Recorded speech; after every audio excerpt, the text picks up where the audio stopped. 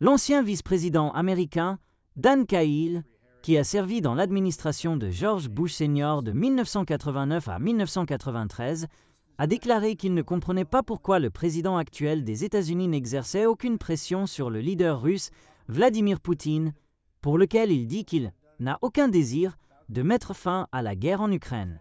Aujourd'hui, Cahill dirige le Fonds mondial d'investissement Cerberus et critique ouvertement l'approche de Trump envers la guerre en Ukraine, écrit CNBC.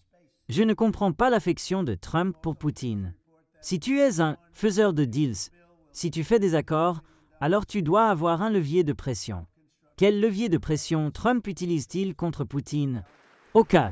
Absolument aucun, a-t-il dit, ajoutant que Poutine ne veut pas la fin de la guerre, il veut déchirer l'Ukraine. Nous ne nous approchons pas de la fin, a déclaré Cahill, ajoutant que Poutine ne s'arrêtera pas tant qu'il n'aura pas complètement écrasé l'Ukraine. Bien qu'il pense que le président russe n'a pas atteint ce qu'il souhaitait sur le champ de bataille, il est convaincu qu'il a réussi dans sa relation avec Trump. Poutine et ses gens du KGB savent très bien où sont les faiblesses de Trump et comment le manipuler. Cahill affirme que la volonté de Trump de mener des négociations sans aucune condition va directement à l'encontre des intérêts des alliés américains en Europe.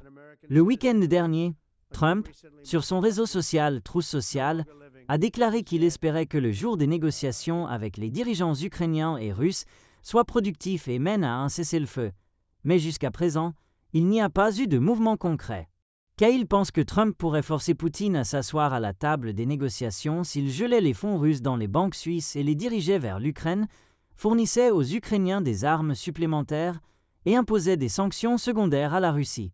Cahill a conclu que Trump pourrait payer un prix politique s'il livrait l'Ukraine à Poutine. Il dit que c'est la guerre de Biden, mais il est maintenant président. S'il laisse tomber l'Ukraine, les conséquences seront graves, a déclaré Cahill. Et quand on parle du risque d'une troisième guerre mondiale, le plus grand risque est de laisser la Russie prendre l'Ukraine, puis la Pologne, puis les Balkans. Alors, le monde parlera vraiment de guerre mondiale, a-t-il conclu.